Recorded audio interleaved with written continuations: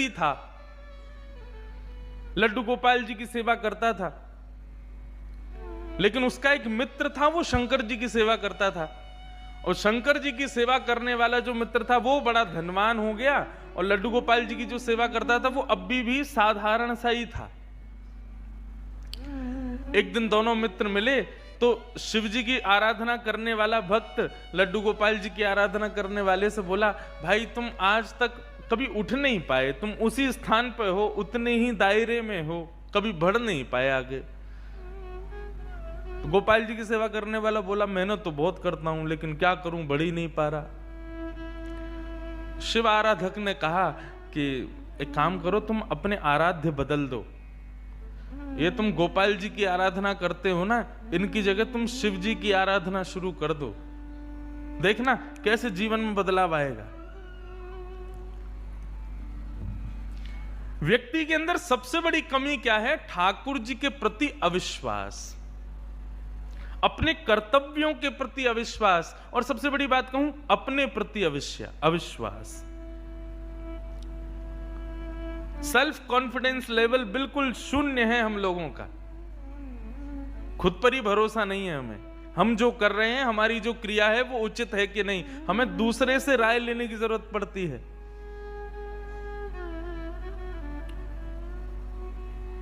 ठीक है, गुरुजनों से, विद्वत जनों से, श्रेष्ठ जनों से पूछना चाहिए, लेकिन ऐसे नहीं कोई भी मिल जाए उससे तुरंत पूछ लेना, हम ऐसा करते हैं, ऐसा ठीक है कि नहीं, ये करते हैं, ये ठीक है कि नहीं, ऐसा करते हैं, ये उचित है कि नहीं। नहीं, सबसे मत पूछो। अब उस व्यक्ति ने यही किया कि गोपाल जी को ले जाकर के तो अलमारी में रख दिया, दूसरे दिन एक शंकर जी ले आया, और शंकर जी का बढ़िया रुद्राभिषेक करके, त्रिपुंड लगा करके, बढ़िया ज्योत नैवेद्य आदि सब अर्पित करके, अगरबत्ती जला करके ओम नमः शिवाय का जाप करने लगा। और अब तक गोपाल जी की सेवा करता था, वो गोपाल जी अंदर बैठा दिए एक अलमारी में, उनकी सेवा बंद। ओम नमः शिवाय का जाप करने लगा। जैसे ही इसका जाप पूर्ण हुआ, मालाओं को नेत्रों से लगा करके इसने शंकर जी को प्रणाम किया, तभी देखता है कि अगरबत्ती का जो धुआं था ना, वो उसी अलमारी की तरफ जा रहा था जहां गोपाल जी बैठे थे। तो इसके मन में भावना आई कि आज तक इनकी आराधना करता रहा तो मुझे कभी कुछ दिया नहीं, आज तक भी मैं सामान्य हूं, और अब मैं शंकर जी की आराधना कर रहा हूं, उनको नैवेद्य धूप दीप दिखा रहा हूं, तो अगरबत्ती की सुगंधी भी उनको नहीं लेने दे रहे हैं, खुद ले रहे हैं अंदर अलमारी में बैठ के। रुको, इनको अभी बताता हूं। उठ करके गया, अलमारी खोल करके जैसे ही गोपाल जी को पकड़ने लगा, इतने में ही गोपाल जी सच में प्रकट हो गए, और उस प्रकट होकर के उसका हाथ पकड़ लिया। जैसे ही गोपाल जी प्रकट हुए, उस भक्त ने कहा, बोले भगवान आप प्रकट हो गए? बोले हाँ प्रकट हो गए। बोले तो फिर ये तो मैं सबको बता दूंगा कि भाई शिव जी की आराधना से गोपाल जी प्रकट होते हैं। गोपाल जी बोले नहीं भैया, हम शिव जी की आराधना से प्रकट हुए, ऐसी बात नहीं है। तुम शिव आराधना करो, सूर्य आराधना करो, चंद्र आराधना करो, किसी की भी आराधना करो, उससे हमको कोई दिक्कत नहीं है, लेकिन आज हम प्रकट किस लिए हुए ये ध्यान से सुनना। आज तक तुमने केवल हमको अष्ट धातु की एक मूर्ति समझा था, तुम्हारे मन में कभी ये भावना नहीं आती थी कि इनकी आंखें भी हैं, इनकी नाक भी है, इनकी जीभ भी है, इनके कान भी हैं, इनकी त्वचा भी है, इनके हाथ पैर भी हैं। परंतु आज जब वो अगरबत्ती का धुआं सहज ही मेरी तरफ आ गया, तो तुम्हारे मन में ये भावना आई कि अगरबत्ती की सुगंधी मैं ले रहा हूं, मतलब मैं जड़ नहीं हूं, मैं चैतन्य हूं। वास्तव में शिव आराधना ने मुझे प्रकट नहीं किया, तुम्हारे हृदय में जो चैतन्यता का भाव मेरे प्रति आया है उसने मुझे प्रकट किया है। ये चैतन्य हम मानते हैं? नहीं मानते।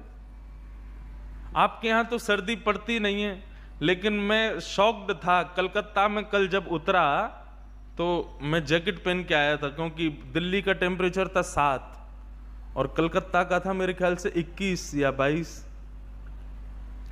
तो रात में जब उतरा तो वहां पर मैंने पुलिस कर्मियों को देखा, वो मुफलर पहन के घूम रहे थे। उनको देख करके मुझे लगा कि मैंने कहा भैया ये यहाँ पर मुफलर पहनने तो दिल्ली में इनका क्या हाल होगा। आपके बंगाल में तो सर्दी हमारे लायक तो नहीं पड़ती, पर ऐसी शीतकाल में कई लोग घरों में सेवा करते हैं, ठाकुर जी को स्नान कराते हैं और स्नान के लिए शीत जल से ही स्नान करा देते हैं। ये भी विचार नहीं करते कि थोड़ा जल जो है थोड़ा गुनगुना कर लें, इसको थोड़ा उष्ण कर लें। क्यों ये शीत जल से आप क्यों स्नान करा देते हो? क्योंकि आपके हृदय में ठाकुर जी के प्रति चैतन्यता नहीं है।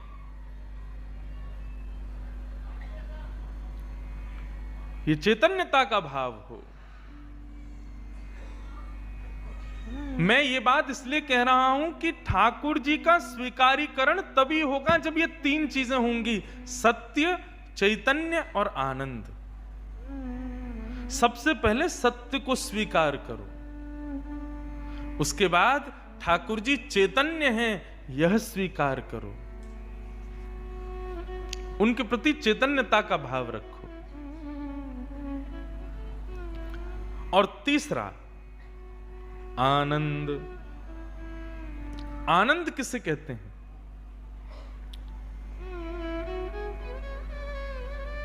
कल रात में न्यू ईयर था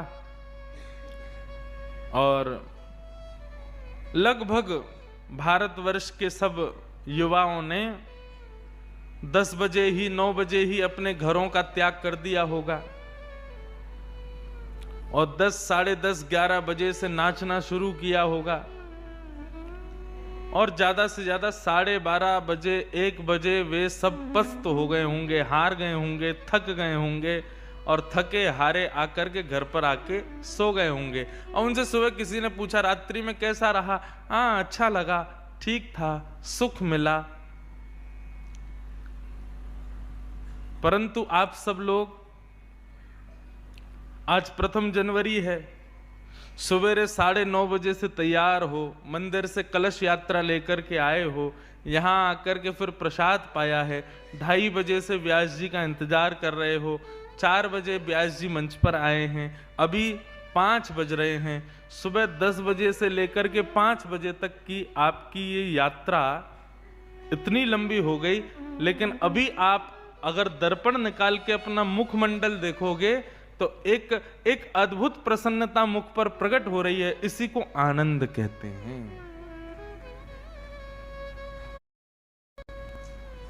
ताली बजाने का मन करे जोर से बजाओ, कंजूसी नहीं करो उसमें। और एक बात कहूं, ताली तभी बजाना जब समझ में आवे, जबरदस्ती भी बजाने की जरूरत नहीं है। हाँ? अभी पहला दिन है, थोड़ी पहचान हो जाए मेरी और आपकी, हम लोगों की। पहले अभी तो इंट्रोडक्शन चल रहा है। कल परसों में जब सबके चेहरे मुझे पता चल जाएंगे, आपको भी मैं पता चल जाऊंगा, फिर आएगा महाराज नंद घर आनंद भयो जय कन्हैया लाल की। फिर खूब सुंदर जो है नंदोत्सव मनाएंगे, गोवर्धन उत्सव मनाएंगे, रुक्मणी विवाह मनाएंगे और फिर हम चले जाएंगे। सुख में और आनंद में अंतर कितना है, मैं बहुत अच्छे से अपनी कथा में इस बात को रखा करता हूं। बहुत ध्यान से सुनिएगा बंधुओं, आप खुद प्रैक्टिकल करके देखिए सुख कहां मिलता है और आनंद कहां मिलता है। दोनों में अंतर है। संसार से संबंध रखने वाली कोई भी वस्तु हो, कोई भी A to Z कुछ भी, उस वस्तु का अति भोग, अति सेवन आपको केवल और केवल सुख देगा। परंतु भगवत संबंधी, ठाकुर जी से संबंधी कोई भी वस्तु हो, उसका अति सेवन, अति भोग आपको आनंद देगा। ये अंतर है सुख में और आनंद में। सांसारिक कोई भी वस्तु हो, मुझे बंगाल का सबसे प्रिय लगता है संदेश, सौंदेश, रसोगुल्ला। और वो रसोगुल्ला भी वो वाला जो मटके में मिलता है और थोड़ा सा खजूर गुड़ के रस वाला, बड़ा आनंद आता है। गलत बोल गया, आनंद नहीं सुख मिलता है। अब मुझे बहुत प्रिय है, कल मैं जहां प्रसाद पा रहा था रात्रि में कलकत्ता में, उनको भी पता चला तो उन्होंने रसगुल्ला मंगाए, संदेश मंगाया, सब मंगाया।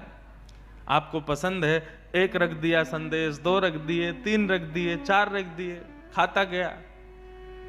लेकिन मानव का स्वभाव है, संसार की कोई भी वस्तु हो, जितना उसका सेवन करोगे ना, धीरे धीरे हर पल आपके उस सेवन से आपके अंदर की इच्छा नष्ट होने लग जाएगी उसको पाने के लिए। जब हम स्कूल में पढ़ते थे, फिजिक्स में एक डेंसिटी बताई जाती थी, वस्तु का अति भोग करने से हमारी इच्छा जो है नष्ट होने लग जाती है।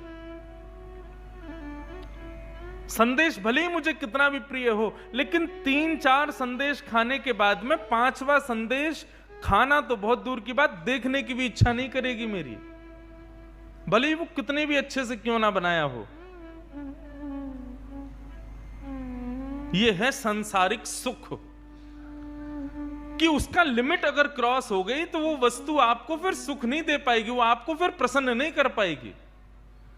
लेकिन ठाकुर जी से संबंधी, चाहे वो कथा हो, चाहे वो दर्शन हो, चाहे वो तीर्थ यात्रा हो, जितनी बार करोगे, जितना ज्यादा सुनोगे, जितना गहराई में जाओगे, जितना अति सेवन करोगे, उतनी और लालसा बढ़ती चली जाएगी। इसी को आनंद कहते हैं।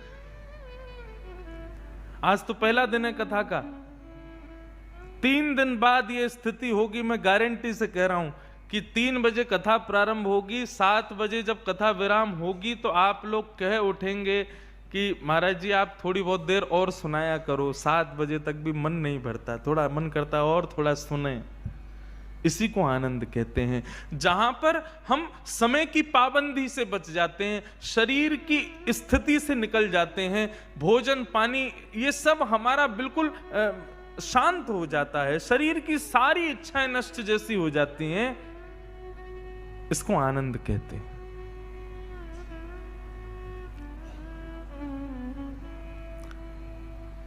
यही अंतर है सुख में और आनंद में। तो भगवान के 3 मुख्य स्वरूप बताए गए हैं। पहला, जो व्यक्ति सत्य को स्वीकार करता है भगवान उसके पास है। जो ठाकुर जी को चैतन्य मानता है भगवान उसके पास है। और जो आनंद में ही सराबोर रहता है ठाकुर जी उसके पास हैं।